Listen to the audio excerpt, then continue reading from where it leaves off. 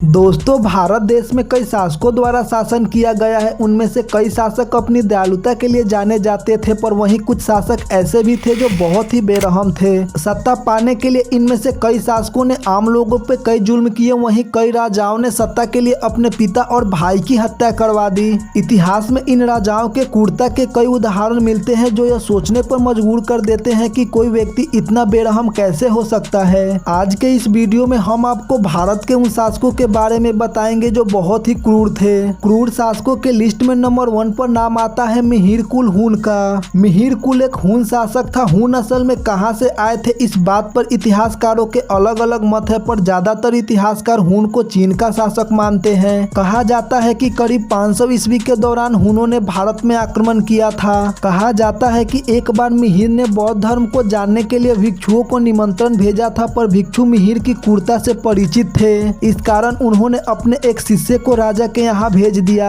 जब मिहिर कुल को इस बात का पता चला तो वो आग बबूला हो गया, जिस कारण उसने बौद्ध धर्म और उसे मानने वाले लोगों को मारने का निश्चय किया। अपने बदले की आग में मिहिर ने सभी बौद्ध धर्मियों का कत्ल करवाना शुरू कर दिया। इतना ही नहीं, मिहिर ने कई बौद्ध मंदिरों और स्थानों को तोड़कर बर्बाद कर दिया। आपको बता दें, मिहिर एक शिव भक्त भी था। उसने अपने शासन काल के दौरान कई मंदिरों का निर्माण करवाया था। नंबर 2 पर नाम आता है महमूद गजनबी का। शासक महमूद गजनबी को हम सब सोमनाथ मंदिर के आक्रमणकारी के रूप में जानते हैं। गजनबी ने भारत के कई हिस्सों पर हमला बोला। कहा जाता है कि 1001 से 1026 ईस्वी के बीच महमूद गजनबी ने भारत पर 17 बार आक्रमण किया, जिसमें उसने बड़ी क्रूरता से लोगों की हत्याएं की। कहा जाता है कि गजनबी ने अपना 16वां आक्रमण गुजरात के सोमनाथ पर किया था, जिसमें उसने वहां के मंदिरों को बड़ी बर्बरता से तोड़ दिया था। नंबर 3 पर नाम आता है मोहम्मद बिन कासिम का। शासक मोहम्मद बिन कासिम भारत के सबसे क्रूर शासकों में गिना जाता है। कहा जाता है कि मोहम्मद बिन कासिम 7वीं सदी में भारत आया था। वहीं मात्र 17 साल की आयु में ही कासिम ने सिंध और मुल्तान प्रांत पर आक्रमण करके उन्हें जीत लिया था।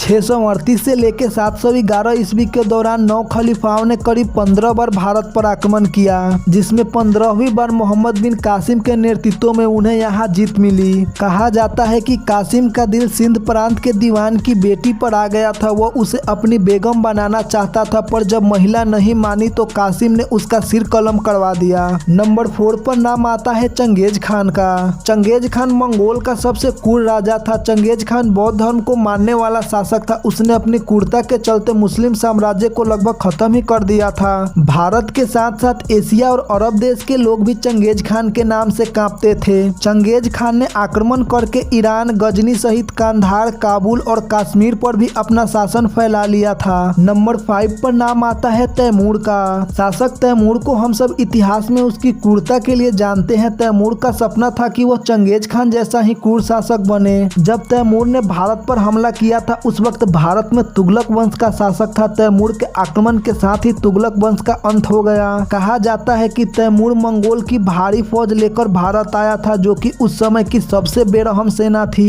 कोई भी शासक उसका मुकाबला नहीं कर सका, जिस कारण तैमूर कत्लेआम करता हुआ भारत में अपना शासन फैलाता गया।